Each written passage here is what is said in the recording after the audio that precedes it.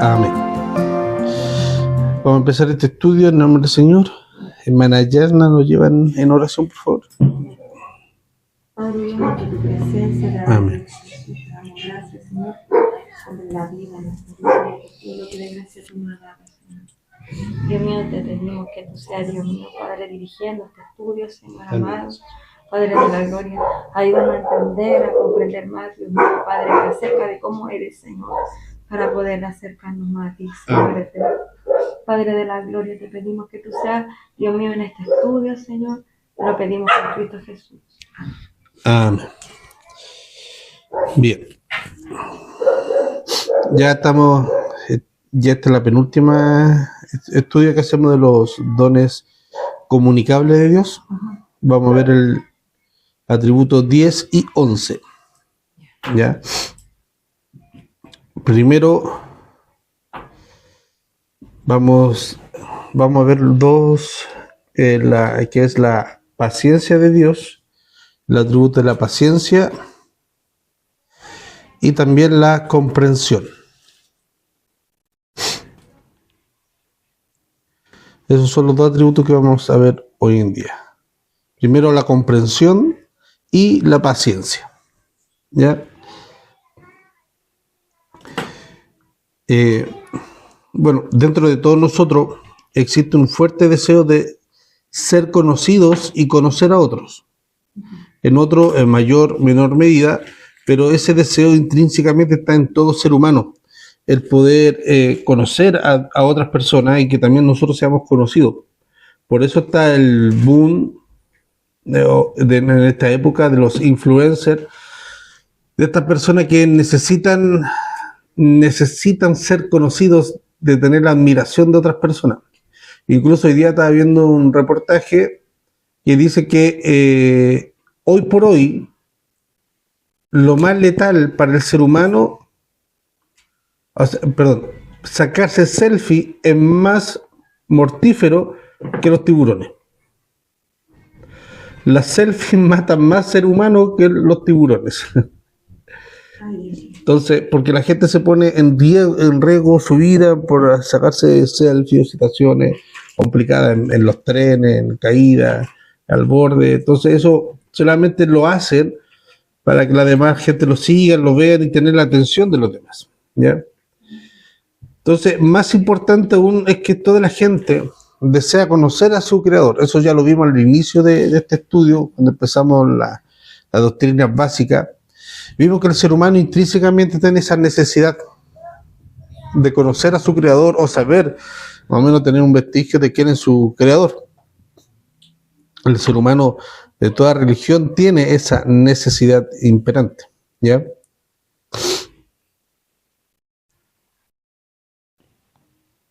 En la actualidad estamos siendo bombardeados por anuncios que prometen de muchas formas satisfacer ese deseo de saber más, de tener más y de ser más, ¿ya? De muchas u otras formas. Sin embargo, esas promesas vacías que vienen del mundo nunca podrá satisfacer el verdadero deseo que nace y tiene el ser humano, que es de conocer a Dios. Como le decía este niño de la iglesia, Pastor Cristian Cabeza, a otro niño, tu corazón tiene una forma, y esa forma solamente Dios puede encajar. Tú puedes poner cualquier otra cosa y no va a encajar porque no es la misma forma.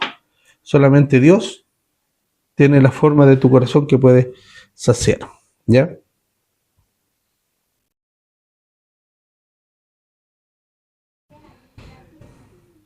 Dame un segundo, por favor.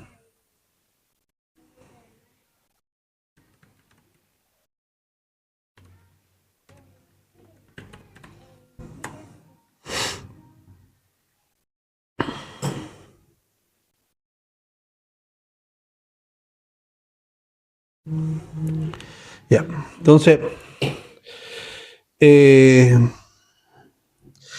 hay un texto base que creo que buscamos, Juan 17:3, que es el texto base que nos ocuparemos y que la base para este atributo de Dios, que es Juan 17:3, que nos da a entender hoy por hoy la necesidad.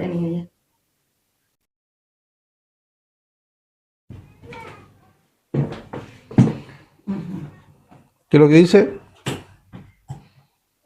Y esta es la vida eterna, que te conozcan a ti, el único Dios verdadero, y a Jesucristo a quien has enviado. Amén. Y esta es la vida eterna, que te conozcan a ti, el único Dios verdadero, y a Jesucristo a quien tú has enviado. ¿En qué consiste la vida eterna? En conocer a Dios. Ahora, ¿a dónde está el cuestión? ¿Cómo nosotros interpretamos, o la gente quiere interpretar, el conocer a Dios? Algunos se van por la parte más racional, el otro se va en la parte más sentimental, la otra se va en la parte más de praxis, más de práctica, de servicio. ¿Y cuál es peor y cuál es mejor? Ninguna. Esta palabra conocer, aquí que ocupa Jesús, viene del griego ginosko, que quiere decir conocer y saber, ¿ya? Pero absolutamente en un todo completo.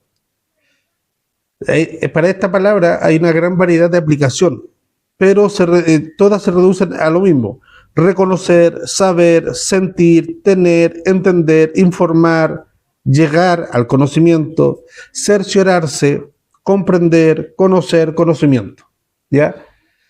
Esta palabra se aplica tanto para conocer sentimentalmente, sensorialmente y cognitivamente. O sea, no lo más importante es conocer a Dios cognitivamente, sino razonalmente. Sí, eso es una parte, pero no es el todo. No, hay que vivir a Dios. Jesús no es solamente letra, sino que también es vivencia. Sí, pero no es el todo. ¿Ya? Entonces, pues si nosotros leemos el libro de Filipenses, que es el libro de la Carta del Gozo, nosotros vamos a ver que ahí Pablo trata el gozo y el conocer a Dios y la gracia de Dios de ambas formas, tanto cognitivamente como también sensorialmente, de piel. Entonces, por ahí, tiempo atrás, una hermana, leí una publicación: no basta solo con leer la Biblia, hay que vivir a Jesús. En cierta medida está bien, pero no es el todo. Y aquí vamos a ver que conociendo y estudiando la Biblia vamos a vivir y a conocer y a experimentar a Jesús, ¿ya? Así que, ¿cuál es la clave del verdadero conocimiento de Dios? Primero, es imperativo entender que el hombre por sí mismo es incapaz de conocer el verdadero Dios. Romanos 3, versículo 11 al 20. Es imposible, eso lo vimos al principio, la revelación general y la revelación especial, ¿se acuerdan? Sí. Ya. Dios le da a conocer al hombre una limitancia de su poder. Así que Romanos 3, del versículo 11 al 20. Romanos 3, del versículo 11 al 20. Y que ningún hombre por su propia cuenta alcanza el estándar de santidad requerido para tener comunión con Dios.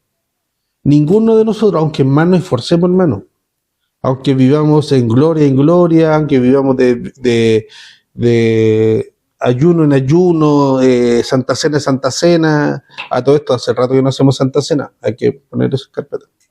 De vigilia en vigilia, aunque vivamos todo eso, hermano, todos nuestros días, nos vamos a alcanzar el nivel de santidad que Dios necesita o requiere para el perdón de nuestro pecado, para tener comunión con Dios. También nos dice que la consecuencia de nuestro pecado, en Romanos 6:23, es muerte. ¿Cierto? Y que pereceremos eternamente sin Dios a menos que aceptemos y recibamos la promesa del sacrificio de Jesús en la cruz. ¿Ya? Así que el fin de conocer realmente a Dios, primero debemos recibirlo en nuestra vida. Que esté en nosotros, Juan 1:12 dice, mas a todos los que le recibieron, Juan 1:12, más a todos los que le recibieron, a los que creen en su nombre, le dio potestad de ser hechos hijos de Dios. ¿Ya? Nada más importante que entender que esta verdad de que cuando se trata de conocer a Dios, que es a través de Jesús, Jesús deja bien claro que solo Él es el camino al cielo y al conocimiento personal de Dios. Él dijo, yo soy el camino, la verdad y la vida. Y para ser más enfático, Él dice, nadie viene al Padre si no es por mí. O sea, más claro ese énfasis no puede ser.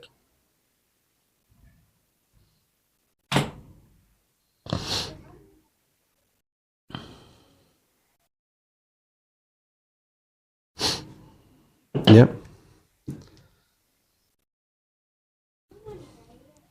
Entonces, no hay ningún requisito para comenzar esta jornada, aparte de aceptar y recibir las promesas arriba mencionadas. Si nosotros aceptamos a Jesús y lo recibimos en nuestra vida, las promesas, ¿cuáles son? Que seremos hechos hijos de Dios. ¿Ya? Jesús vino a darnos vida al ofrecerse a sí mismo como sacrificio por nuestro pecado,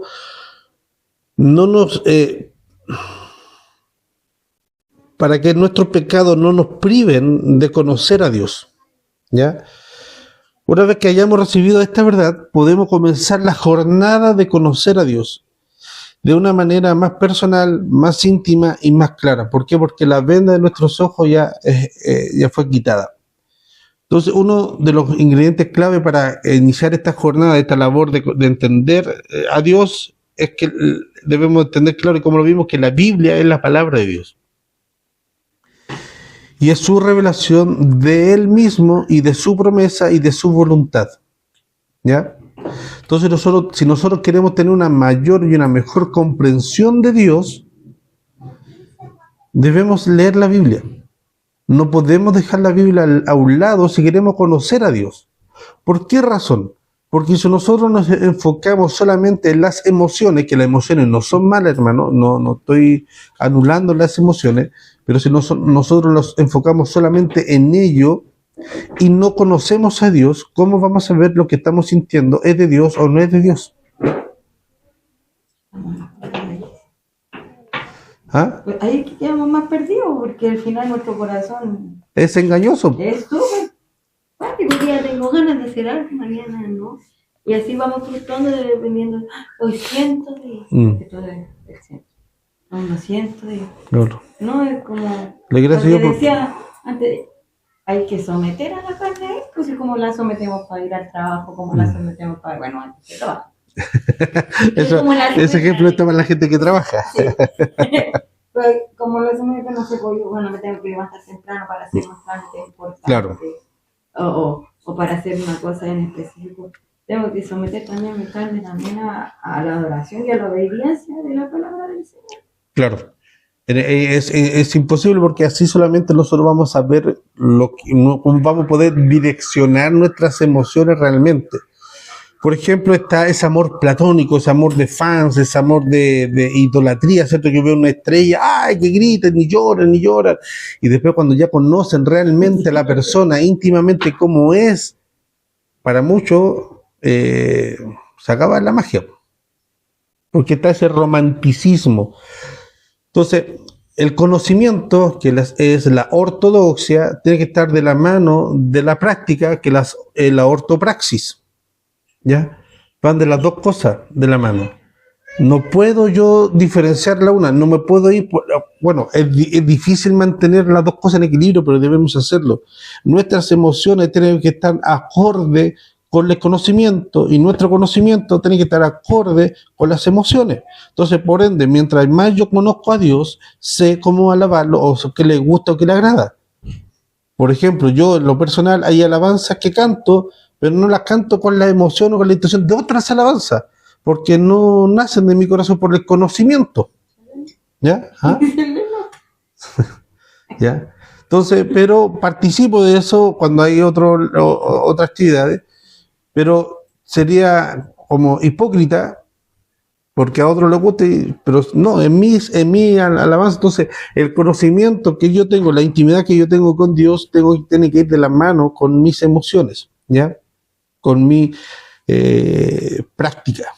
Entonces, la Biblia es esencial para nosotros, porque es una carta de amor que Dios escribió para nosotros, de este Dios amoroso, quien no creó, que Él creó para que nosotros pudiéramos conocerle íntimamente.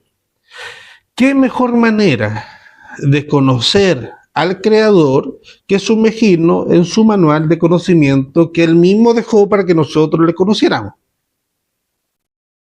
Es como que yo quiera conocer la mentalidad y cómo fundó el tipo de McDonald's estudiando la vida de Kentucky Fried Chicken. No puedo, pues es ilógico, ¿cierto? El Chevrolet, ¿cómo creó el auto el Mustang? Le voy a preguntar a Ford, a Henry Ford. Es ilógico, no puedo. Entonces, igualmente, acá nosotros, la Biblia es aquella que nos permite conocer a este Dios. Entonces es importante continuar en este proceso a través de todas las jornadas. Cuando hablo de jornada se reduce a nuestra vida. Pablo le escribe a Timoteo, pero persiste tú, esto es Timoteo, 1 Timoteo 3, 14, 16, para que no lo tenéis. 1 Timoteo 3, 14, 16. 1 Timoteo 3, 14 al 16. Pero persiste tú en lo que has aprendido y te persuadiste. Me encanta esa palabra. Persiste tú en lo que has aprendido y te persuadiste. ¿Ya? Sabiendo de que has aprendido y que de la niñez has sabido las sagradas escrituras, las cuales te pueden hacer sabio para la salvación por la fe que es en Cristo Jesús. Toda la escritura es inspirada por Dios y útil para enseñar, para redarguir, para corregir, para instruir en justicia, a fin de que el hombre de Dios sea perfecto, enteramente preparado para toda buena obra. ¿Ya? Entonces, y ahí 1 Timoteo 3, 14 al 16 y 2 Timoteo 3, 14 al 17. ¿Ya? Entonces ahí va de la mano nuestro conocimiento. La fe que nosotros tenemos en Dios es una fe genuina y que procede de Dios, y necesitamos solamente la fe que Él dice, sin fe es imposible agradar a Dios. Pero esta fe que nosotros tenemos no es una fe ignorante. ¿Ya? No es una fe ignorante. Que muchas veces que se cree que fe hay que creer cualquier cosa por fe y por fe. No. Yo voy al paradero, tengo fe que la micro, la 506 va a pasar en ese paradero. ¿Y qué va a pasar? Pero mi conocimiento me llevó a ese lugar a esperar la micro. Yo no voy a esperar la micro que no pasa por ahí, aunque tenga toda la fe del mundo. Pero mi fe que yo sé, mi conocimiento me llevó que la 506 pasa por tal paradero. Y yo voy camino hacia allá esperando que, por fe, que pase la micro. Que no haya ningún paro, que no esté en pana, que no se estén en huelga los trabajadores, que no haya ningún accidente en el camino. Mi fe es que en algún momento, más tarde, más temprano que tarde, la 506 va a pasar por ahí. ¿Cierto? Por ejemplo, nosotros planificamos un viaje, vamos a ir a Brasil, y nuestra fe es que nosotros vamos a tomar el avión, vamos a llegar a Brasil, vamos a disfrutar, y de ahí nos vamos a regresar a nuestro país, a nuestra casa, y vamos a estar todos bien y tranquilos, vamos a pasarlo bien, a disfrutar. Nuestra fe es esa. Pero mi conocimiento me dice que el avión sale en el aeropuerto, no sale en el paradero de la micro. Entonces, a mí, mi conocimiento me lleva al aeropuerto. ¿Ya? Entonces, la fe es una fe, una confianza en Dios, pero no es una fe ignorante. No es una fe alusa como muchos piensan. Y a eso relación, quiero que anote la siguiente frase: la fe que busca la comprensión. Esta frase, la fe que busca la comprensión, se considera una de las definiciones clásicas de la teología. La declaración se traduce originalmente y esta frase la compartí hace poco en Face. Entonces, como dije, la fe que busca la comprensión se considera una de las definiciones clásicas de la teología. Esta declaración se traduce originalmente del latín, que es fides querens intellectum. Fides querens intellectum. La fe que busca la comprensión. Significa que la fe en Dios, revelada en Jesús, incita a la búsqueda, a una búsqueda crítica de una comprensión más profunda de este mismo Dios. La misma fe nos lleva, esta misma fe que dado por Dios, nos lleva a buscar a este Dios. Entonces, la fe, o sea, esta frase exactamente, la fe que busca la comprensión, la introdujo Anselmo de Canterbury en el año 1033. Bueno, en el año 1033 nació y murió en el año 1109. ¿Ya?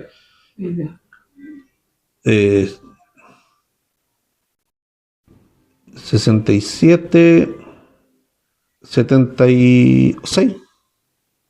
Para la época de harto. Yo creo que harto. ¿Ya? Este era un monje, teólogo y arzobispo de la iglesia de Canterbury. ¿Ya? Y esta frase está en el libro Proslogium. ¿Ya? Pero antes de Anselmo, Agustín de Hipona, en el año 354 que vivió y murió en el año 430, inventó una frase similar en latín: crede ut intelligias. Cree que puedes entender. No es una pregunta así como retórica, ¿crees que puedes entender? No. Es como diciéndote, cree que puedes entender. O sea, ten confianza que puedes entender a este Dios. ¿Ya? Cree que puedes entender. Agustín creía que el conocimiento de Dios viene antes de la fe en Él. ¿Ya? Que primero está el conocimiento y luego procede la fe. Pero la fe en Dios trae consigo un constante deseo de una comprensión más profunda. Ya, él dice, mira, hay un conocimiento de Dios previo y cuando se llega a este conocimiento de Dios, actúa la fe. Y esta fe lo que hace es ir más profundamente en este conocimiento. ¿Ya? Para decirlo de una forma más sencilla, los cristianos desean seriamente entender lo que creen. En teoría. En un gran porcentaje no es así. O sea, cada cristiano debe tener el deseo vivo en su corazón, seriamente, de entender lo que creen. Entonces, Anselmo, que estaba de acuerdo con Agustín de Hipona, creía que la fe es necesaria para poder entender a Dios, pero también que la razón es esencial para este entendimiento, que nos van separados, nos van a dejar. Ya, entonces, volvemos a repetir, la fe o la fe sensorial de vivir el Evangelio no anula mi razonamiento. Y mi razonamiento no anula la fe de actuar bajo mis convicciones. No sé si me entiendo. Cuando aquí hablo de fe, estoy involucrando los sentimientos, las emociones. ¿Ya? No me acuerdo la frase, la voy a googlear de ahí. La frase que un predicador en el tiempo de la Inglaterra antigua, cuando los caballeros usaban sombrero, el predicador dijo, cuando entres a la iglesia, quítate el sombrero, pero no te quites el cerebro. Una maravillosa frase. Una maravillosa frase. Entonces, Anselmo, el obispo, este monje de Canterbury, Anselmo, estaba de acuerdo con a San Agustín. Entonces creía que la fe era necesaria para entender, pero el razonamiento también es necesario. Para Anselmo, la fe cristiana pone en marcha una búsqueda para conocer y entender a Dios y lo que creemos de Él. Entonces, la fe, según Anselmo, hace que los creyentes busquen esta fe, busquen el entendimiento por el gozo de conocer a Dios y amarlo. Y esta es la vida eterna, que te conozcan a ti, el único Dios verdadero. ¿Ya? Y hay otro pasaje en el Antiguo Testamento, dice, y el que gloríese,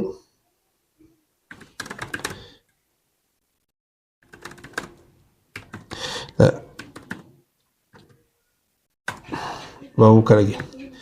En Jeremías, anoten de ahí a margen, junto con Juan, pónganlo como juntito estos dos textos, estas dos citas. Juan 14:6, que dice, perdón, no anoten nada de eso. Juan 17:3. Juan 17:3 dice, y esta es la vida eterna, que te conozcan a ti, el único Dios verdadero, y a Jesucristo, a quien has enviado. Y en Jeremías 9:24 dice, mas alábese en esto el que se hubiese de alabar, en entenderme y conocerme que yo soy Jehová, que hago misericordia, juicio y justicia en la tierra, porque estas cosas quiero, dice Jehová. Y un texto, deme un segundo, Jeremías 9:24, y un texto más arriba, el 23, dice lo siguiente. Lo voy a leer en la versión NBI. Dice, Jeremías 9, del 23 al 24. Que no se gloríe el sabio en su sabiduría, ni el poderoso en su poder, ni el rico en su riqueza. Si alguien ha de gloriarse, que se gloríe de conocerme y comprenderme, que yo soy el Señor. Si hay algo que nosotros podemos, es que nosotros no nos podemos gloriar. Sí, la Biblia me dice, gloríate, pero gloríate en conocer a Dios. Que ese sea tu gozo, que ese sea tu deleite, que esa sea tu gloria. ¿Ya? Entonces, hay una alabanza, un corito que habla, y en la parte que más me gusta es cuando habla que él es mi gloria. Me ha librado de la muerte. Me ha librado de la muerte, dice, gloria mía. Por tanto, nunca callaré. Te cantaré, gloria mía. Porque esa debe, si alguien quiere gloriarse, si usted es pastor, sé que yo me quiero gloriar en algo que tengo, del conocimiento de Dios por esto. Eso no es malo, hermano, no es vanidad, porque antiguamente, cuando se daban las oportunidades, lo que más se comentaba, hablaba en las oportunidades, eran de cómo las personas habían tenido un entendimiento de ciertos pasajes bíblicos, de cómo Dios les daba ciertas vivencias, experiencias con algunos pasajes. Hermanos, aquí estaba leyendo, y el Espíritu Santo estaba leyendo en tal lado, y el Espíritu Santo me llevó a tal pasaje, después de tal pasaje esto, y pude comprender esto, y ahí se gloriaban, ¿ya? Entonces, si nosotros nos podemos gloriar, sí. ¿En qué? En conocer a nuestro Dios. El tema es que ahora nuestra gloria se ha ido desvirtuando, se ha ido corriendo un poco de la importancia que tiene que ser. ¿Ya?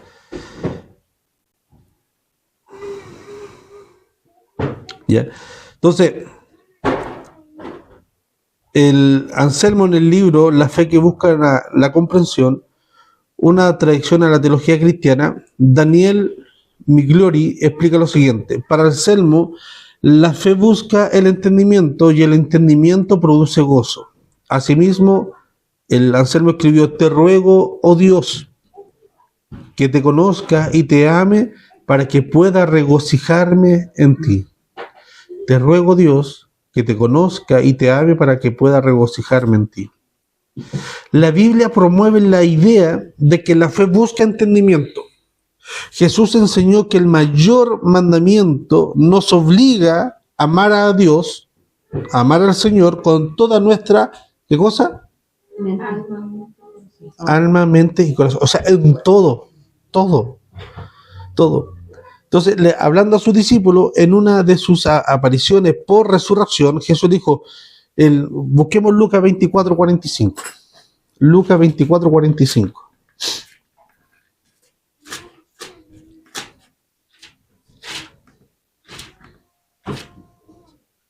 Entonces le abrió el entendimiento para que comprendiesen las escrituras.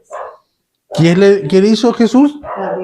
Le dio más fe, le dio más experiencia, le dio más música, tambor, nos vayamos al otro extremo, estuvo media hora cantando unos coritos, repitiendo una y otra vez y voy a perder la compostura y esas cosas. Entonces no estuvieron media hora ahí cantando una y otra vez, no. Es lo que, ahora no estoy diciendo que sean malos los coritos, pero ya como pasando un mantra, ya, y 2 veces repetirlo, 3 ya está bien, lo demás ya es mantra, ya. Entonces, lo que Jesús le hizo para que pudieran entender y comprender, le abrió el conocimiento, le abrió el intelecto, le abrió el conocimiento, la mente se le abrió, para que pudieran entender las escrituras. La fe es lo que vence al mundo. 1 Juan 5:4. Pero esa fe va acompañada con una comprensión de Dios. El versículo 20 de 1 Juan dice, pero sabemos que el Hijo de Dios ha venido y nos ha dado entendimiento para conocer al que es verdadero. 1 Juan 5:4, 5:20, si no me equivoco. Déjeme sensoriarlo.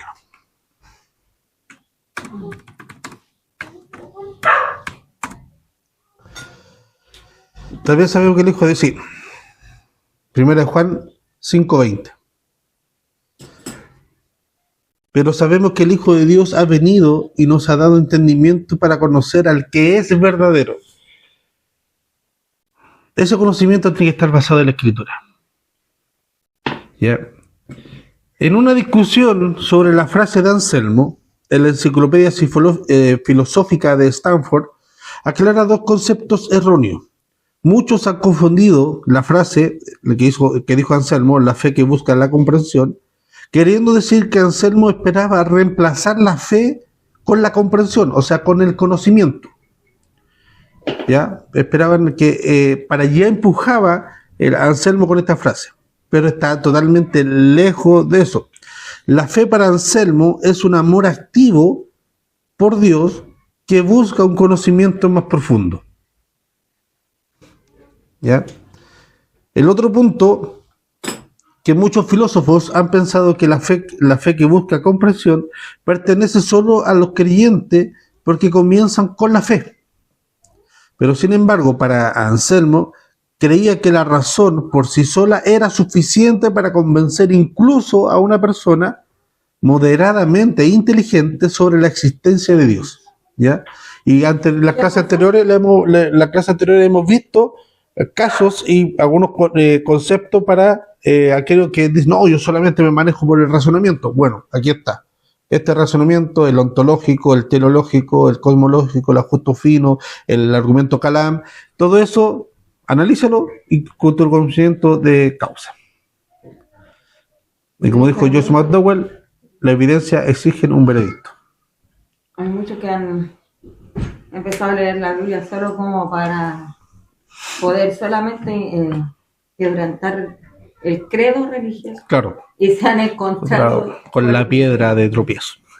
Y con el Dios que lo cautiva a través de la escritura. Exacto. Porque Dios cautiva a personas muy incrédulas a través de la palabra, de un conocimiento muy capaz, sistemático, o sea, de una lectura sistemática. Sí. Y ahí es donde vemos que la palabra es viva y eficaz para un alguien que no la quiera entender y no la quiera conocer y no la quiera comprender. Dios le va a abrir el entendimiento si él quiere llevarlo a él igual. Sí. Referente a eso, en el libro de Monologión de Anselmo dice lo siguiente: si alguien no sabe, ya sea porque no ha oído o porque no cree, que hay una naturaleza suprema entre las dos cosas existentes, que es la única y autosuficiente en su felicidad eterna, el aseísmo, que a través de su omnipotente y bondad concede y hace que todo lo demás, que todas las demás cosas existan o tengan algún tipo de bienestar, y muchas otras cosas que deben creer sobre Dios o su creencia, creo que al menos podría convencerse de la mayoría de estas cosas, solo con la razón, si es incluso moderadamente inteligente. Entonces, la fe de Anselmo, la frase de Anselmo, la fe que busca la comprensión, formó la base del sistema teológico y filosófico medieval, conocido como escolástica. ¿Qué significa escolástica? Un movimiento filosófico medieval que trata de armonizar la razón y la fe. ¿Ya? La escolástica. De una forma coherentemente. Entonces, esa pequeña frase formó la base para el sistema teológico y filosófico medieval. Entonces, el conocer verdaderamente a Dios involucra nuestro compromiso de obedecer lo que leemos en las Escrituras. Después de todo, nosotros fuimos creados para hacer buenas obras. Efesios 2:10. Sí. Los veo muy pasivos. Busquen. Efesios 2:10. No, de verdad que en nuestra espalda dice, porque somos hechura suya, creados en Cristo Jesús para buenas obras, las cuales Dios preparó de antemano para que anduviésemos en ella. Amén. Dios preparó de antemano para que anduviésemos en ella. ¿Ya? A fin de ser parte del plan de Dios y continuar revelándolo al mundo. ¿Ya? Ese es nuestro fin, de conocer estas buenas obras para que las compartamos. Nosotros llevamos la responsabilidad de vivir de acuerdo a la misma fe que es requerida para conocer a Dios. Somos la sal y la luz del mundo, designados para traer el sabor de Dios al mundo y para servir como luz que brille en medio de las tinieblas. No solo debemos leer y entender la palabra de Dios, debemos aplicarla, obedecerla y permanecer fieles a ella. Estas son las claves para conocer verdaderamente a Dios. Desde luego, nuestra vida comprenderá mucho mejor cosas tales como la oración, la devoción, el compañerismo, la adoración. Pero eso solo se puede lograr a través de Jesús. Por nosotros mismos no podemos conocer realmente a Dios. Entonces nuestras vidas podrán estar llenas de Dios y podremos experimentar lo que es conocerle íntimamente y personalmente. Entonces, la comprensión de Dios nos lleva a un atributo. ¿Por qué? Porque Él se conoce a sí mismo perfectamente y se da a conocer, no comparte eso a nosotros. Por eso es un atributo comunicable, de poder conocerle a Él. ¿Ya? Y profundizar. ¿Alguna duda, consulta? ¿No? Bien, entonces vamos al otro atributo, la paciencia. ¿Ya? Aquí faltan, la paciencia falta mucho en esta iglesia, mucha práctica en la iglesia en general. No podemos saltar este atributo. La paciencia, paciencia en la iglesia, paciencia en el trabajo, paciencia en el matrimonio, paciencia con los hijos, paciencia. ¿Ya? Oiga, usted con este texto me hizo recordar. ¿Cuál? El que acabamos de leer. Porque somos hechuras suya, creados en Cristo. Bien, vamos al atributo la paciencia. Esta paciencia nosotros lo podemos ver tanto en el Antiguo como en el Nuevo Testamento. No tengo paciencia. Un ejemplo viene del mismo Dios que proclamó a Moisés. Mira, aquí vamos a hacer este juego. Manayana, Éxodo 34:6, Yasmín, Salmo 86:15. Éxodo 34:6, Salmo 86:15.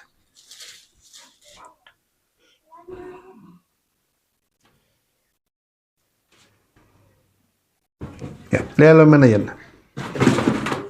Y pasando Jehová por delante de él, proclamó: Jehová, Jehová, fuerte, misericordioso y piadoso, tardo para la ira y grande en misericordia y verdad.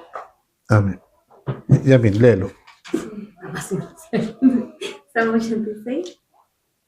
15. Mas tú, Señor, Dios misericordioso y clemente, lento para la ira y grande en misericordia y verdad. Amén. Es lo mismo. Es casi lo mismo. Es lo mismo recitado. O sea, refuerza la idea. Aquí nosotros podemos ver la paciencia de Dios activa. Lento para la ira, grande en misericordia y verdad. El Nuevo Testamento también nos muestra la paciencia de Dios. El apóstol Pablo describe a Dios como un Dios benigno, paciente y compasivo. El apóstol Pedro también se refirió a la paciencia de Dios cuando trataban la objeción de los burlones de entonces, y que existen hasta el día de hoy, respecto a la segunda venida de Dios. ¿Ya? En 2 de Pedro 3.9. 2 de Pedro 3.9 dice: el Señor no tardará su promesa, según algunos tienen por tardanza, sino que es paciente para con nosotros, no queriendo que ninguno perezca, sino que todos procedan al arrepentimiento.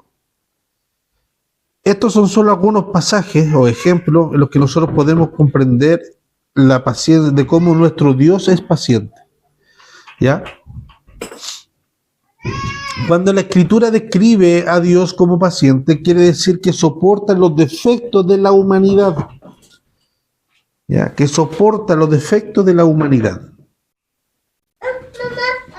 Quiere decir que Dios soporta todos los defectos de la humanidad. Que no se enfada fácilmente y que retrasa el juicio para dar lugar al arrepentimiento. Su paciencia también se demuestra como condescendiente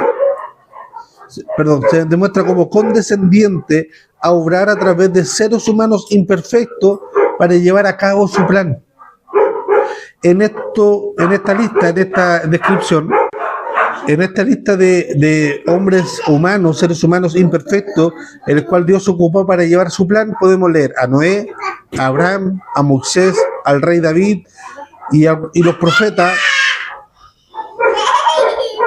Ya.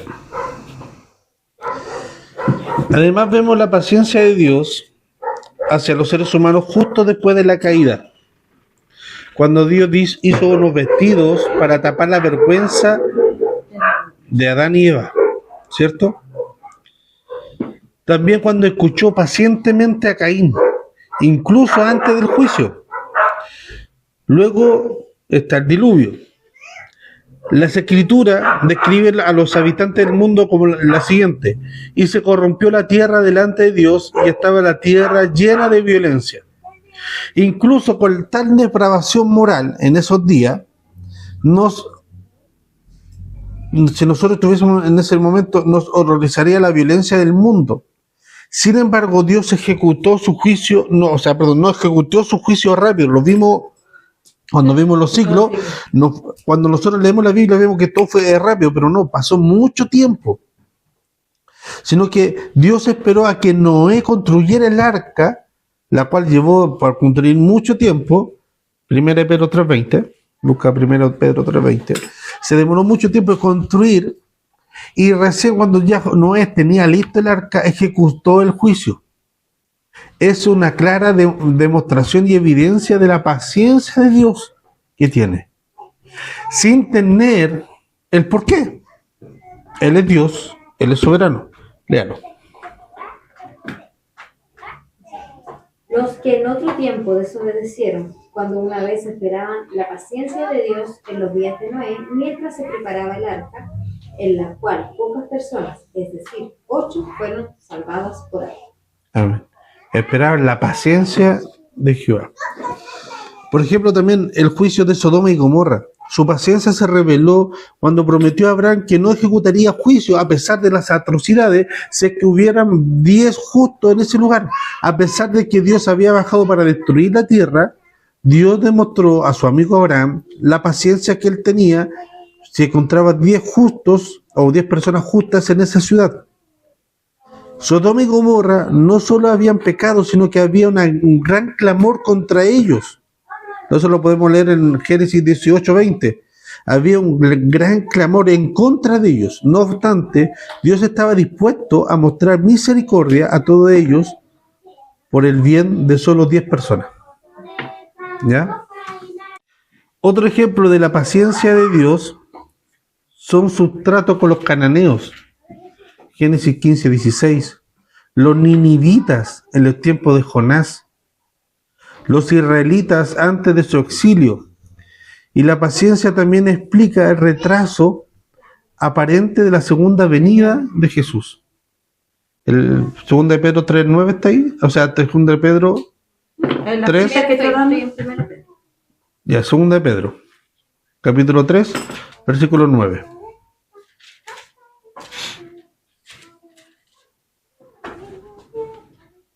Dice, el Señor no retarda su promesa, según algunos la tienen por tardanza, sino que es paciente para con nosotros, no queriendo que ninguno perezca, sino que todos procedan al arrepentimiento. El 15, versículo 15. Y tened entendido que la paciencia de nuestro Señor es para salvación, como también de nuestro amado hermano Pablo, según la sabiduría que le ha sido dada, os ha escrito. Amén. ¿Esa dónde? Entonces, sí, entonces, ahí podemos ver que la excepcional muestra de paciencia de Dios podemos reflejarla o verla en la persona de Jesús. El Hijo de Dios se hizo hombre, vivió entre su creación, soportó los desafíos de su ministerio, también sucumbió pacientemente a la humillación de la cruz para llevar a cabo su obra redentora a favor de la humanidad. ¿Ya? Entonces, como cualquier otro atributo de Dios, su paciencia supera la nuestra. Eso no hay discusión. ¿Ya? Entonces, todos los atributos que nosotros estamos viendo, que Dios nos comparte, nos comunica a nosotros, superan la nuestra por lejos. Aunque esta es una buena noticia para el creyente que lucha por salir adelante, o para aquellos que se acercan a un ser querido incrédulo, también puede llevarla a la frustración de por qué no cambia, de por qué no cree, de por qué no hace esto, porque aquí no es esto otro, aquí y allá. Por ejemplo, Apocalipsis 6:10, los santos martirizados gritan lo siguiente: ¿hasta cuándo, Señor? ¿Cuánto tiempo permaneceremos en este mundo destruido? ¿Cuánto tiempo hasta la restauración? ¿Cuánto tiempo hasta que seamos libres de la garra del pecado y del sufrimiento? ¿Hasta cuándo aguantaremos? Pero incluso en nuestro estado de perplejidad, confiamos en que Dios tiene el control absoluto, es infinitamente bueno. En el Apocalipsis 6:10, los santos que fueron martirizados gritaban: ¿hasta cuándo, Señor? ¿Hasta cuándo? Y es ahí donde nosotros debemos aplicar este atributo de Dios, la paciencia. Cuando todo va como nosotros queremos, cuando todo va bien, es fácil mostrar paciencia. La verdadera prueba de la paciencia viene cuando nuestros derechos son violados, cuando otro auto nos cierra el paso en el tráfico, cuando nos tratan injustificadamente, cuando nuestro compañero de trabajo se burla de nuestra fe una vez más, cuando nuestro esposo, nuestra esposa o nuestros hijos no hacen como, o no se comporta como nosotros quisiéramos, como nosotros pensamos. Ahí es donde realmente debemos echar manos a la fe. Cuando todo está bien, cuando todo es maravilloso, no hay necesidad de aplicar fe, o sea, paciencia, y eso ya, ¿para qué? Pero ahí cuando tal va todo malo, está todo dificultoso, ahí donde nosotros tenemos que echar mano a este atributo de Dios. Entonces, algunas personas piensan que tienen el derecho de enojarse ante las pruebas o ante aquellos que los irritan, como que tienen el derecho. La impaciencia produce como un resultado una ira. Sin embargo, la Biblia alaba la paciencia como un fruto del Espíritu. Gálatas 5:22. Como una parte del fruto del Espíritu, no un fruto, porque es un fruto, pero una parte, una característica del fruto del Espíritu. Sí. Más el fruto del Espíritu es amor, gozo, paz, paciencia, benignidad, bondad, fe. Por ende, si es fruto del Espíritu, todos los cuales se dicen seguidores cristianos deben producir este fruto.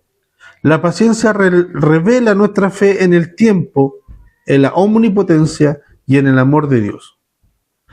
Aunque la mayoría de la gente considera que la paciencia es una espera pasiva o gentil, una gentil tolerancia, casi todas las palabras en griego traducidas como paciencia en el Nuevo Testamento son palabras dinámicas y activas. Por ejemplo, vayamos a Hebreos 12:1.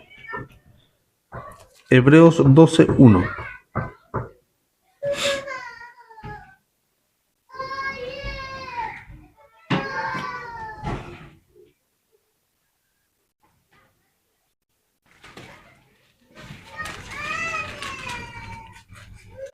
¿Qué lo tiene?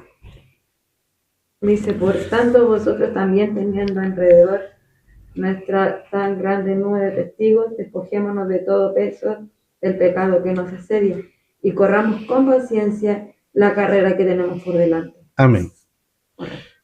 Correr, paciencia. Como que nuestra mente no cansa, ¿cómo uno va a correr pacientemente? O sea, uno corre y el que hace trampa va a quedarnos inmóvil, o sea, impávido, no. Aquí la palabra carrera, o sea, paciencia, como lo traducen en todos lados, es una palabra activa. Significa que nosotros debemos permanecer. La palabra traducida como paciencia en este versículo significa permanecer, en este versículo que acabamos de leer. Entonces un cristiano corre la carrera pacientemente, perseverando a través de las dificultades. En la Biblia la paciencia es la perseverancia hacia una meta. ¿Ya? Esa es la paciencia, la perseverancia hacia una meta. Por eso el escritor dice que la persona de doble ánimo, la que es inconstante, no está bien, porque la paciencia nos lleva a perseverar, a ser constante, ¿ya? La perseverancia o una expectante espera del cumplimiento de la promesa. Como le dijeron a Moisés, está firme como viendo al invisible. Que él lo prometió, él lo va a cumplir, hay que seguir a la meta, a pesar de todo. Entonces, claramente la paciencia no se desarrolla, obviamente, de la noche a la mañana. Entonces, el poder de Dios y la bondad de Dios son cruciales para que nosotros desarrollar la paciencia. Colosenses 1:11 nos dice que somos fortalecidos por Él para toda paciencia y longanimidad. Somos fortalecidos en Él para toda paciencia y longanimidad. Mientras que en Santiago 1, del 3 al 4, longanimidad. Colosenses 1:11. Esa palabra cuesta todo decir. Sí.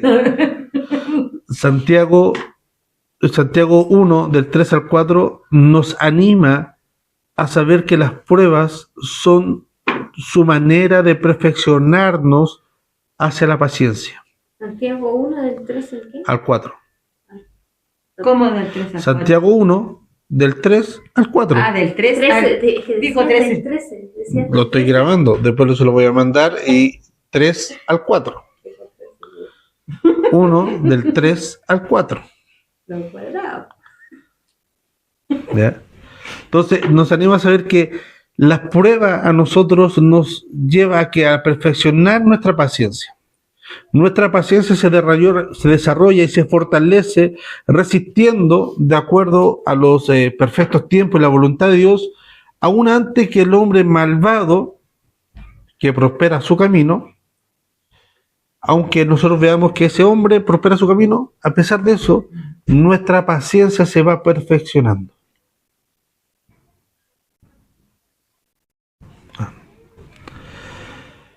Al final, nuestra paciencia será recompensada, como dice Santiago, te dé paciencia hasta la venida del Señor.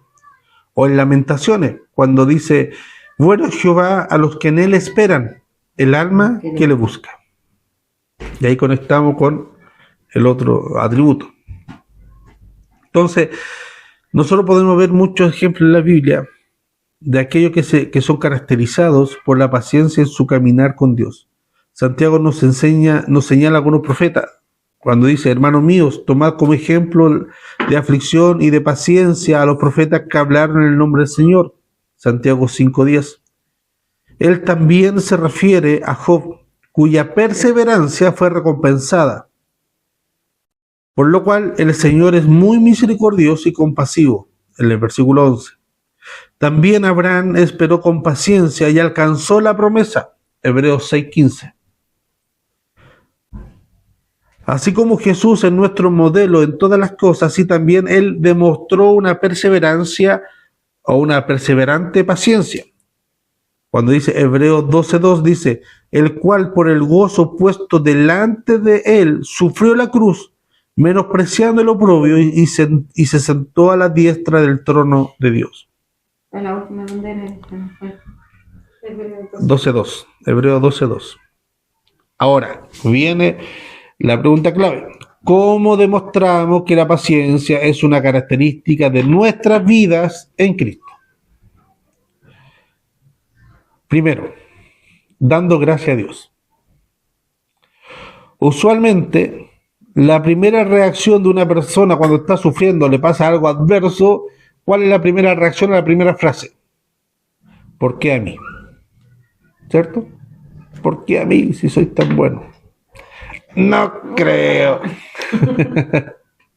¿Por qué a mí si estoy haciendo esto? Pero la Biblia dice que nos regocijemos en la voluntad de Dios. Filipenses 4:4, 1 Pedro 1:6. Entonces, lo primero, ser agradecido. Segundo, buscando sus propósitos. Algunas veces Dios nos pone en situaciones difíciles con el fin de testificar.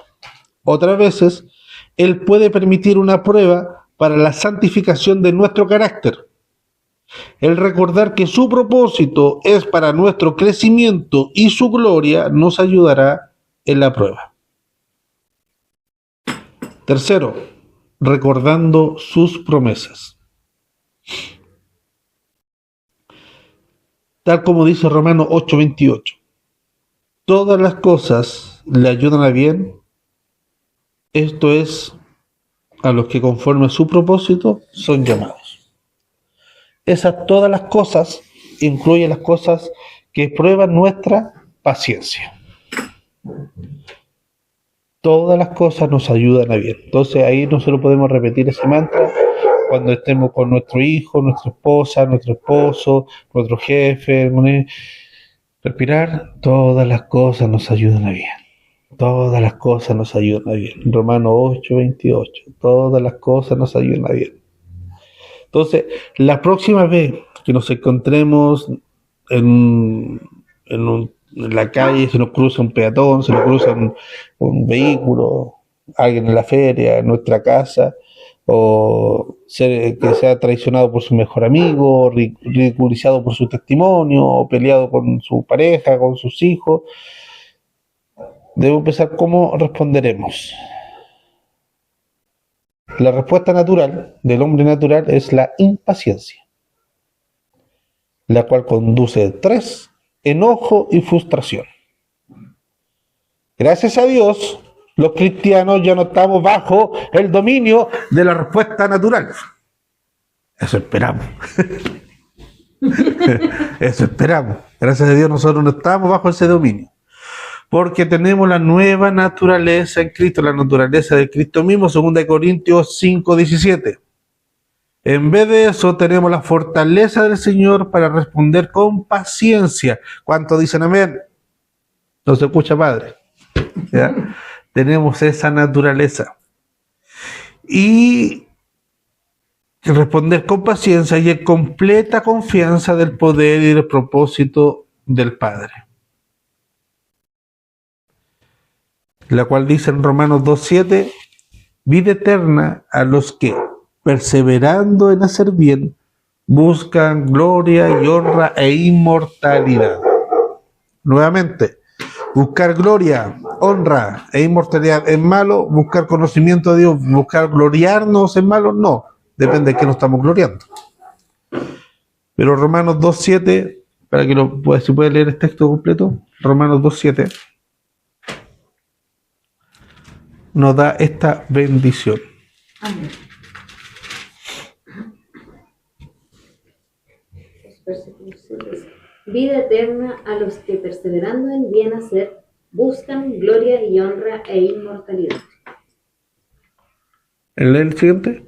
Pero ira y enojo a los que son contenciosos y no obedecen a la verdad, sino que obedecen a la injusticia. Amén. Quiera Dios, ya cerrando con este versículo, que nos habla de la perseverancia, de la paciencia y de buscar conectar estos dos atributos, el conocimiento, la comprensión de Dios y la paciencia, que tanto nuestra fe, nuestras emociones, nuestro conocimiento, intelecto, que nuestra fe nos lleve a la búsqueda de este conocimiento de Dios y este conocimiento nos lleve a practicar la fe y su conocimiento a través de la paciencia, de los frutos, del fruto del Espíritu. Y que nuestra fe sea una fe que busque la comprensión, que busque a Dios. La fe que busca la comprensión. Amén. Pastora Yamil, nos lleven a oración para terminar el estudio de hoy, por favor. Padre amado, Padre celestial, te damos gracias, Amén. Padre amado, por este día que tú nos das, Padre celestial, te damos gracias, Señor, por tu amor, tu misericordia, Amén. Padre celestial.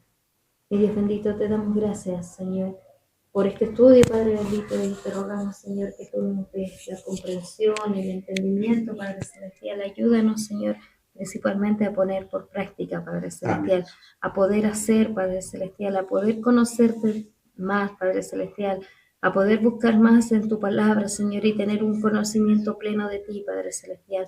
Ayúdanos a tener paciencia, Padre celestial, en todo y con todos, Padre celestial. Ayúdanos, Padre celestial, porque en nuestra pecaminosidad, Padre celestial, muchas veces caemos en la impaciencia, mi Dios amado. Y te rogamos, Padre celestial, que con tu ayuda, solamente con tu ayuda, nosotros podemos tener la paciencia necesaria, Señor, para con otros, Señor, y para esperar en ti, Señor. Ayúdanos a poder ser pacientes y esperar en ti, Padre celestial. Y que esta espera, Padre celestial, sea en gozo, Padre celestial, sabiendo y confiando que tú tienes el dominio de todo, Señor bendito. Te rogamos todo, Padre celestial, y te agradecemos, Padre bendito, en el nombre de Jesucristo, nuestro bendito Salvador. Amén.